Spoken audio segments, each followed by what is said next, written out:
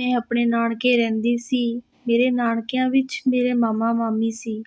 ਉਹਨਾਂ ਦੇ ਵਿਆਹ ਨੂੰ ਕੁਝ ਸਾਲ ਹੋਏ ਸਨ। ਮੇਰੇ ਨਾਨਕੇ ਸ਼ਹਿਰ ਵਿੱਚ ਸੀ, ਇਸ ਲਈ ਮੈਂ ਆਪਣੀ ਪੜ੍ਹਾਈ ਕਰਕੇ ਉਹਨਾਂ ਦੇ ਨਾਲ ਰਹਿੰਦੀ ਸੀ। ਮੇਰੇ ਮਾਮਾ ਤੇ ਮਾਮੀ ਬਹੁਤ ਚੰਗੇ ਸੀ, ਮੈਨੂੰ ਬਹੁਤ ਪਿਆਰ ਕਰਦੇ ਸਨ। ਮੇਰੀ ਮਾਮੀ ਮੇਰੇ ਮਾਮਾ ਜੀ ਦੇ ਕਮਰੇ ਵਿੱਚ ਨਹੀਂ ਸੌਂਦੀ ਸੀ, ਪਰ ਜਦੋਂ ਕਦੇ ਸੌਂਦੀ ਤਾਂ ਸਵੇਰ ਨੂੰ ਉਹਨਾਂ ਦੀ ਬੁਰੀ ਹਾਲਤ ਹੁੰਦੀ। ਉਹ ਰੋਂਦੀ ਹੋਈ ਕਮਰੇ ਵਿੱਚੋਂ ਬਾਹਰ ਆਉਂਦੀ। ਕਈ ਵਾਰੀ ਮੈਂ ਆਪਣੀ ਮਾਮੀ ਤੋਂ ਪੁੱਛਿਆ ਕਿ ਉਹਨਾਂ ਦਾ ਇਹ ਹਾਲ ਕਿਉਂ ਹੋ ਗਿਆ ਹੈ, ਤਾਂ ਉਹਨਾਂ ਮੈਨੂੰ ਹਮੇਸ਼ਾ ਟਾਲ ਦਿੰਦੀ। ਫਿਰ ਮੇਰੀ ਵੀ ਹਿੰਮਤ ਨਾ ਪੈਂਦੀ ਉਹਨਾਂ ਨੂੰ ਪੁੱਛਣ ਦੀ, ਕਿਉਂਕਿ ਉਸ ਸਮੇਂ ਮਾਮੀ ਦੇ ਬਿਖਰੇ ਹੋਏ ਬਾਲ ਕੁਝ ਹੋਰ ਹੀ ਕਹਾਣੀ ਕਹਿੰਦੇ। ਹੁਣ ਮੇਰੇ ਦਿਲ ਵਿੱਚ ਹੁੰਦਾ ਕਿ ਮੈਂ ਕਿਵੇਂ ਪਤਾ ਕਰਾਂ ਆਖਿਰ ਕੀ ਗੱਲ ਹੈ, ਕਿਉਂਕਿ ਜਦੋਂ ਮਾਮੀ ਕਮਰੇ ਵਿੱਚੋਂ ਆਉਂਦੀ ਤਾਂ ਰੋਂਦੀ ਹੋਈ, ਬੁਰੀ ਹਾਲਤ ਵਿੱਚ, ਤੇ ਮਾਮਾ ਜੀ ਹਮੇਸ਼ਾ ਮੁਸਕਰਾਉਂਦਾ ਅਤੇ ਗੁਣਗੁਣਾ ਰਹੇ ਹੁੰਦੇ। ਨਾਸ਼ਤਾ ਵੀ ਮੇਰੇ ਹੱਥੋਂ ਭੇਜਦੀ ਤੇ ਆਪ ਰਸੋਈ ਵਿੱਚ ਖੜੀ ਰੋਈ ਜਾਂਦੀ, ਜਾਂ ਫਿਰ ਬਾਥਰੂਮ ਵਿੱਚ ਬੰਦ ਹੋ ਜਾਂਦੀ। ਮੈਂ 12ਵੀਂ ਜਮਾਤ ਵਿੱਚ ਪੜ੍ਹਦੀ ਸੀ। ਫਿਰ ਮੈਂ ਸਕੂਲ ਚਲੀ ਜਾਂਦੀ। ਮੇਰਾ ਦਿਮਾਗ ਸਾਰਾ ਦਿਨ ਇਹੀ ਸੋਚਦਾ ਕਿ ਆਖਿਰ ਇਹ ਸਭ ਕੀ ਹੋ ਰਿਹਾ ਹੈ, ਕਿਉਂਕਿ ਮੇਰੇ ਮਾਮਾ ਜੀ ਹਮੇਸ਼ਾ ਖੁਸ਼ ਨਜ਼ਰ ਆਉਂਦੇ ਸੀ। ਉਹ ਮੈਨੂੰ ਕਦੀ ਦੁਖੀ ਨਹੀਂ ਲੱਗਦੇ ਸਨ। ਉਹਨਾਂ ਨੂੰ ਕਦੀ ਮਾਮੀ ਤੋਂ ਕੋਈ ਨਾਰਾਜ਼ਗੀ ਨਹੀਂ ਸੀ ਹੁੰਦੀ। ਕਈ ਵਾਰੀ ਦਿਲ ਵਿੱਚ ਆਉਂਦਾ ਕਿ ਮੈਂ ਮਾਮੀ ਨੂੰ ਪੁੱਛਾਂ ਕਿ ਤੁਹਾਨੂੰ ਮਾਮਾ ਜੀ ਕਿਉਂ ਤੰਗ ਕਰਦੇ ਹਨ, ਇੱਦਾਂ ਦਾ ਤੁਹਾਡੇ ਕੀ ਕਰਦੇ ਹਨ ਜੋ ਤੁਸੀਂ ਉਹਨਾਂ ਦੇ ਨਾਂ ਤੋਂ ਵੀ ਡਰ ਜਾਂਦੇ ਹੋ। ਮੇਰੀ ਮਾਮੀ ਹਮੇਸ਼ਾ ਮੇਰੇ ਨਾਲ ਹੀ ਸੌਂਦੀ ਸੀ। ਉਹ ਆਪਣੇ ਕਮਰੇ ਵਿੱਚ ਕਦੀ ਹੀ ਜਾਂਦੀ ਸੀ। ਉਹ ਵੀ ਮਾਮਾ ਜੀ ਜ਼ਬਰਦਸਤੀ ਲੈ ਕੇ ਜਾਂਦੇ ਤੇ ਉਸ ਸਮੇਂ ਇੰਨੇ ਪਿਆਰ ਨਾਲ ਬੋਲਦੇ ਕਿ ਕੋਈ ਸੋਚ ਵੀ ਨਹੀਂ ਸਕਦਾ। ਪਰ ਮੈਨੂੰ ਯਕੀਨ ਸੀ ਕਿ ਜ਼ਰੂਰ ਕੋਈ ਐਸੀ ਗੱਲ ਹੈ ਜੋ ਮਾਮੀ ਆਪਣੇ ਕਮਰੇ ਵਿੱਚ ਜਾਣ ਤੋਂ ਡਰਦੀ ਸੀ। ਪਰ ਕੀ?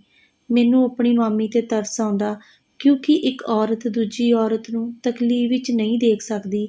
ਮੇਰਾ ਦਿਲ ਨਾ ਪੜ੍ਹਾਈ ਵਿੱਚ ਲੱਗਦਾ ਸੀ ਤੇ ਨਾ ਹੀ ਘਰ ਵਿੱਚ। ਮੈਨੂੰ ਇਹ ਸੀ ਕਿ ਮੈਂ ਆਪਣੀ ਮਾਮੀ ਨੂੰ ਮਾਮਾ ਜੀ ਦੇ ਕਮਰੇ ਵਿੱਚ ਨਾ ਜਾਣ ਦੇਵਾਂ, ਪਰ ਮੈਂ ਕੁਝ ਨਹੀਂ ਕਰ ਸਕਦੀ ਸੀ, ਕਿਉਂਕਿ ਉਹ ਬੜੇ ਪਿਆਰ ਨਾਲ ਮਾਮੀ ਜੀ ਨਾਲ ਗੱਲ ਕਰਦੇ ਸੀ।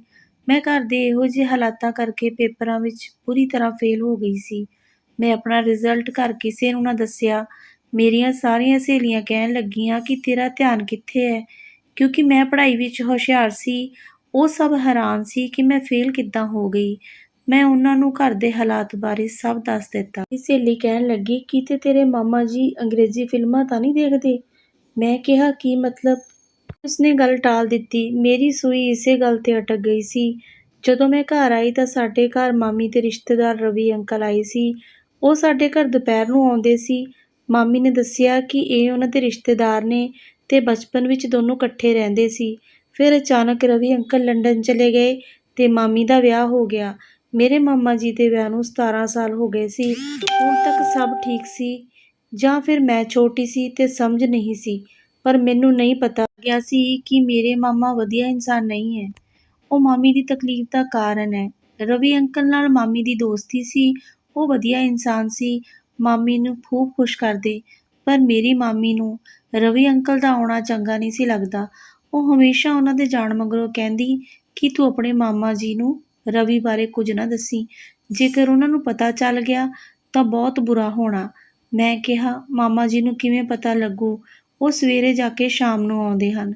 ਮੈਨੂੰ ਵੀ ਰਵੀ ਅੰਕਲ ਬਹੁਤ ਵਧੀਆ ਲੱਗਦੇ ਸਨ, ਕਿਉਂਕਿ ਉਹ ਮਾਮੀ ਦਾ ਬਹੁਤ ਧਿਆਨ ਕਰਦੇ ਸੀ ਤੇ ਬਹੁਤ ਚੰਗੇ ਸੀ ਅਤੇ ਮੇਰੇ ਲਈ ਬਹੁਤ ਸਮਾਨ ਲੈ ਕੇ ਆਉਂਦੇ। ਰਾਤ ਨੂੰ ਮੈਂ ਆਪਣਾ ਤੇ ਮਾਮੀ ਦਾ ਬਿਸਤਰਾ ਵਿਛਾ ਲਿਆ ਤੇ ਅੱਖਾਂ ਬੰਦ ਕਰਕੇ ਲੇਟ ਗਈ।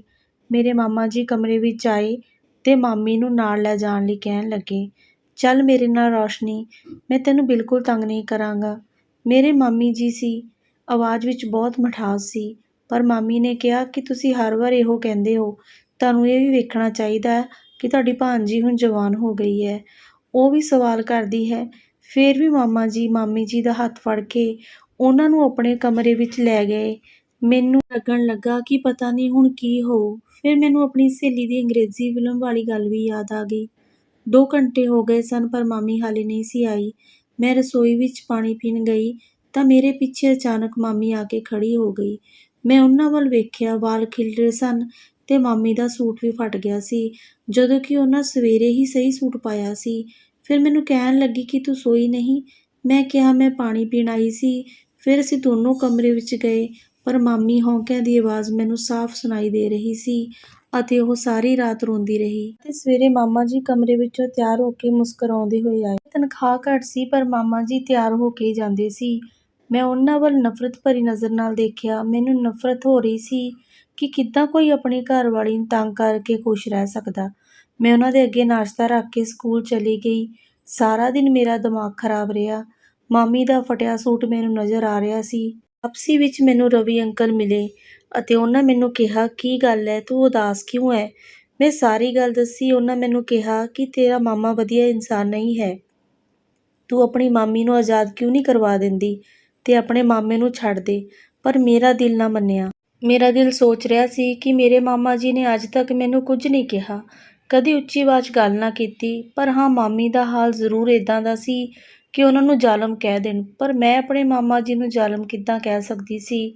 ਮੈਨੂੰ ਤੇ ਇਹ ਵੀ ਪਤਾ ਨਹੀਂ ਸੀ ਕਿ ਉਹਨਾਂ ਦੇ ਬੰਦ ਕਮਰੇ ਵਿੱਚ ਹੁੰਦਾ ਕੀ ਸੀ।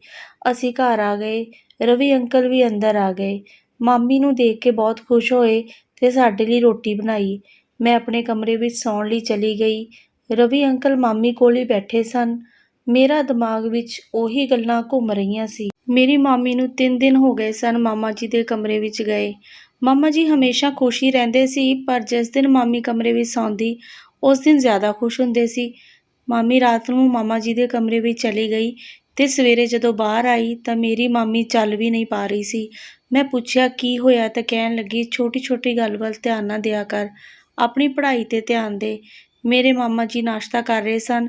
ਮੈਂ ਸਕੂਲ ਵਿੱਚ ਇੱਕ ਪਾਠ ਪੜ੍ਹਾ ਰਹੀ ਸੀ ਕਿ ਕਦੀ ਵੀ ਪੂਰੀ ਗੱਲ ਸਮਝੇ ਬਿਨਾਂ ਫੈਸਲਾ ਨਹੀਂ ਲੈਣਾ ਚਾਹੀਦਾ। ਦਿਮਾਗ ਵਿੱਚ ਗੱਲ ਆਈ ਤੇ ਮੈਂ ਸੋਚਿਆ ਕਿ ਮੈਨੂੰ ਆਪਣੇ ਮਾਮਾ ਜੀ ਦੀ ਸੱਚਾਈ ਦੇਖਣੀ ਚਾਹੀਦੀ ਹੈ। ਕੀ ਗੱਲ ਹੈ? ਸੱਚਾਈ ਪਤਾ ਕਰਕੇ ਮੈਂ ਆਪਣੀ ਮਾਮੀ ਨੂੰ ਆਜ਼ਾਦੀ ਦਿਵਾ ਸਕਦੀ ਹਾਂ।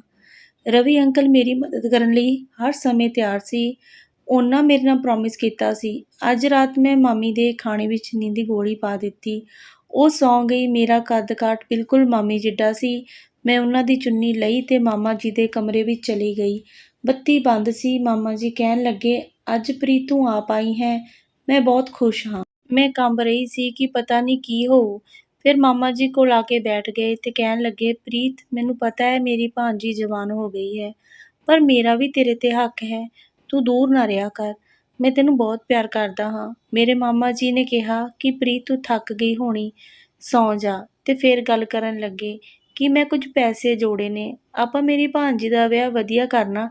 ਤੇ ਫਿਰ ਕਹਿਣ ਲੱਗੇ ਕਿ ਮੈਨੂੰ ਪਤਾ ਹੈ ਕਿ ਰਵੀ ਇੰਡੀਆ ਆ ਗਿਆ, ਤੂੰ ਉਸ ਤੋਂ ਬਚ ਕੇ ਰਹੀ। ਆਪਣੇ ਘਰ ਜਵਾਨ ਕੁੜੀ ਹੈ, ਉਸਨੇ ਤੈਨੂੰ ਪਹਿਲਾਂ ਵੀ ਧੋਖਾ ਦਿੱਤਾ ਹੈ। ਚੁੱਪ ਕਰਕੇ ਪਈ ਰਹੀ। ਮਾਮਾ ਜੀ ਸੌਂ ਗਏ। ਮੈਂ ਆਪਣੇ ਕਮਰੇ ਵਿੱਚ ਆ ਗਈ। ਮਾਮਾ ਜੀ ਨੇ ਕੁਝ ਵੀ ਅਜਿਹਾ ਨਹੀਂ ਕੀਤਾ ਸੀ ਜੋ ਮੈਂ ਉਹਨਾਂ ਨੂੰ ਬੁਰਾ ਕਹਿੰਦੀ। ਪਰ ਰਵੀ ਅੰਕਲ ਲਈ ਮੇਰੇ ਦਿਲ ਵਿੱਚ ਬਹੁਤ ਸਵਾਲ ਸੀ। ਮਾਮਾ ਜੀ ਹਰ ਰੋਜ਼ ਦੀ ਤਰ੍ਹਾਂ ਖੁਸ਼ ਸੀ। ਮੈਂ ਸਕੂਲ ਗਈ ਤੇ ਜਦੋਂ ਵਾਪਸ ਆਈ ਤਾਂ ਰਵੀ ਅੰਕਲ ਦੀ ਕਾਰ ਘਰ ਦੇ ਬਾਹਰ ਖੜੀ ਸੀ। ਮੈਂ ਦਬੇ ਪੈਰੀ ਅੰਦਰ ਗਈ। ਉਹ ਮੇਰੇ ਕਮਰੇ ਵਿੱਚ ਸੀ। ਉਹਨਾਂ ਨੂੰ ਨਹੀਂ ਪਤਾ ਚੱਲਾ ਕਿ ਮੈਂ ਆ ਗਈ। ਮੈਂ ਜੋ ਗੱਲਾਂ ਸੁਣੀਆਂ, ਮੇਰੀ ਰੂਹ ਕੰਬ ਗਈ। ਮੇਰੀ ਮਾਮੀ ਕਹਿ ਰਹੀ ਸੀ ਕਿ ਜਦੋਂ ਮੈਂ ਕਮਰੇ ਵਿੱਚ ਜਾਂਦੀ ਹਾਂ, ਉਹ ਕਰਦੇ ਹੀ ਸੌਂ ਜਾਂਦਾ ਹੈ ਤੇ ਮੈਂ ਜਦੋਂ ਬਾਹਰ ਆਉਂਦੀ ਛੋਟੀ ਨੂੰ ਦਿਖਾਉਣ ਲਈ ਆਪਣਾ ਹੁਲੀਆ ਖਰਾਬ ਕਰ ਲੈਂਦੀ ਹਾਂ। ਕੱਲ੍ਹ ਤਾਂ ਮੈਂ ਆਪਣੇ ਕੱਪੜੇ ਵੀ ਫਾੜ ਲਿੱਤੇ। ਹੁਣ ਉਹ ਆਪਣੇ ਮਾਮਾ ਜੀ ਤੋਂ ਨਫ਼ਰਤ ਕਰਦੀ ਹੈ ਤੇ ਮੈਨੂੰ ਆਜ਼ਾਦੀ ਦਿਵਾਉਣ ਵਿੱਚ ਮੇਰੀ ਮਦਦ ਕਰੂਗੀ।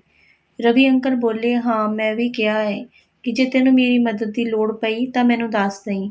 ਰਵੀ ਅੰਕਲ ਕਹਿਣ ਲੱਗੇ, ਆਪਾਂ ਆਪਣੀ ਜ਼ਿੰਦਗੀ ਨਵੇਂ ਸਿਰੇ ਤੋਂ ਸ਼ੁਰੂ ਕਰਾਂਗੇ, ਛੋਟੀ ਨੂੰ ਵੇਚ ਦੇਵਾਂਗੇ। ਮਾਮੀ ਨੇ ਕਿਹਾ ਕਿ ਰਵੀ ਤੂੰ ਮੈਨੂੰ ਪਹਿਲਾਂ ਵਾਂਗ ਧੋਖਾ ਨਾ ਦੇਵੀਂ। ਮੇਰੇ ਘਰ ਵਾਲੇ ਨੇ ਮੈਨੂੰ ਉਸ ਸਮੇਂ ਮਾਫ਼ ਕਰਕੇ ਅਪਣਾ ਲਿਆ ਸੀ, ਪਰ ਹੁਣ ਉਹਨਾਂ ਇਹ ਨਹੀਂ ਕਰਨਾ। ਰਵੀ ਅੰਕਲ ਬੋਲੇ, ਨਹੀਂ ਮੈਂ ਤੈਨੂੰ, ਉਹਨਾਂ ਨੇ ਕਿਹਾ ਮੈਂ ਨਹੀਂ ਤੈਨੂੰ ਧੋਖਾ ਦੇਣਾ, ਸੱਚ ਕਹਿਣਾ। ਮੈਂ ਅੰਦਰ ਗਈ ਤਾਂ ਉਹਨਾਂ ਦਾ ਮੂੰਹ ਦਾ ਰੰਗ ਉੱਡ ਗਿਆ ਤੇ ਮੈਂ ਕਿਹਾ ਮੈਂ ਸਭ ਸੁਣ ਲਿਆ। ਤੇ ਮੇਰੀ ਮਾਮੀ ਬੋਲੀ ਕਿ ਮੈਨੂੰ ਰਵੀ ਨਾਲ ਪਿਆਰ ਸੀ, ਮੇਰਾ ਵਿਆਹ ਤੇਰੇ ਮਾਮੇ ਨਾਲ ਜ਼ਬਰਦਸਤੀ ਕਰ ਦਿੱਤਾ। ਰਵੀ ਬਾਹਰ ਚਲਾ ਗਿਆ ਸੀ, ਪਰ ਮੇਰੇ ਦਿਲ ਵਿੱਚ ਹੁਣ ਤੱਕ ਇਹੀ ਸੀ। ਮੈਨੂੰ ਆਪਣੇ ਮਾਮਾ ਜੀ ਤੇ ਤਰਸ ਆ ਰਿਹਾ ਸੀ। ਮੈਂ ਕਿਹਾ ਕਿ ਤੁਸੀਂ ਜਾ ਸਕਦੇ ਹੋ, ਮੈਂ ਆਪਣੇ ਮਾਮਾ ਜੀ ਨੂੰ ਛੱਡ ਕੇ ਨਹੀਂ ਜਾਣਾ। ਉਹਨਾਂ ਮੈਨੂੰ ਬਹੁਤ ਲਾਲਚ ਦਿੱਤਾ, ਪਰ ਮੈਂ ਨਾ ਮੰਨੀ। ਰਵੀ ਅੰਕਲ ਬਹੁਤ ਗਲਤ ਇਨਸਾਨ ਸੀ। ਉਸ ਨੂੰ ਜਦੋਂ ਲੱਗਾ ਕਿ ਮੈਂ ਨਹੀਂ ਮੰਨਣਾ ਤਾਂ ਉਹ ਜਾਣ ਲੱਗੇ, ਕਿਉਂਕਿ ਉਹਨਾਂ ਨੇ ਮੈਨੂੰ ਤੇ ਮਾਮੀ ਦੋਨਾਂ ਨੂੰ ਵੇਚ ਦੇਣਾ ਸੀ। ਪਰ ਜਿਸ ਨੂੰ ਵੇਚਣਾ ਸੀ, ਜਦੋਂ ਉਸ ਨੂੰ ਪਤਾ ਲੱਗਾ ਕਿ ਮੈਂ ਰਾਜੀ ਨਹੀਂ ਹਾਂ, ਤਾਂ ਉਹਨਾਂ ਨੇ ਮਾਮੀ ਨੂੰ ਵੀ ਨਾ ਕਰ ਦਿੱਤੀ। ਤੇ ਇੱਕ ਵਾਰੀ ਫੇਰ ਰਵੀ ਅੰਕਲ ਨੇ ਮਾਮੀ ਨੂੰ ਧੋਖਾ ਦੇ ਦਿੱਤਾ ਸੀ। ਹੁਣ ਮੇਰੀ ਮਾਮੀ ਰੋ ਰਹੀ ਸੀ। ਉਹਨਾਂ ਨੂੰ ਆਪਣੀ ਗਲਤੀ ਦਾ ਅਹਿਸਾਸ ਹੋ ਗਿਆ ਸੀ। ਸ਼ਾਮ ਨੂੰ ਮਾਮਾ ਜੀ ਆਏ। ਅਸੀਂ ਸਭ ਨੇ ਮਿਲ ਕੇ ਖਾਣਾ ਖਾਧਾ ਤੇ ਰਾਤ ਨੂੰ ਉਹ ਦੋਨੋਂ ਆਪਣੇ ਕਮਰੇ ਵਿੱਚ ਸੌਣ ਗਏ ਤੇ ਸਵੇਰੇ ਦੋਨੋਂ ਹੀ ਬਹੁਤ ਖੁਸ਼ ਸੀ ਤੇ ਮੇਰੇ ਦਿਲ ਨੂੰ ਠੰਡਕ ਸੀ। ਸ਼ੁਕਰ ਹੈ ਮੈਂ ਬਿਨਾਂ ਸੋਚੇ ਸੱਚੀ ਗੱਲ ਜਾਣੇ ਕੋਈ ਫੈਸਲਾ ਨਹੀਂ ਲੈ ਲਿਆ। ਹੁਣ ਅਸੀਂ ਸਾਰੇ ਬਹੁਤ ਜ਼ਿਆਦਾ ਖੁਸ਼ ਸੀ। ਦੋਸਤੋ, ਤੁਹਾਨੂੰ ਇਹ ਕਹਾਣੀ ਕਿੱਦਾਂ ਦੀ ਲੱਗੀ? ਭਾਵੇਂ ਆਦਮੀ ਹੋਵੇ ਤੇ ਭਾਵੇਂ ਜਨਾਨੀ, ਕਦੇ ਵੀ ਆਪਣੇ ਜੀਵਨ ਸਾਥੀ ਨੂੰ ਧੋਖਾ ਨਹੀਂ ਦੇਣਾ ਚਾਹੀਦਾ। ਉਮੀਦ ਕਰਦੀ ਹਾਂ ਤੁਹਾਨੂੰ ਇਹ ਕਹਾਣੀ ਚੰਗੀ ਲੱਗੀ ਹੋਏਗੀ। ਚੰਗੀ ਲੱਗੇ ਕਹਾਣੀ ਨੂੰ ਲਾਈਕ ਜ਼ਰੂਰ ਕਰਿਓ, ਚੈਨਲ ਨੂੰ ਸਬਸਕ੍ਰਾਈਬ ਕਰੋ ਤੇ ਜ਼ਿਆਦਾ ਤੋਂ ਜ਼ਿਆਦਾ ਸ਼ੇਅਰ ਕਰੋ। ਫਿਰ ਮਿਲਾਂਗੇ ਇੱਕ ਸੋਹਣੀ ਜਿਹੀ ਕਹਾਣੀ ਨਾਲ। ਤਦ ਤੱਕ ਲਈ ਸਤਿ ਸ਼੍ਰੀ ਅਕਾਲ ਜੀ ਸਾਰਿਆਂ ਦਾ।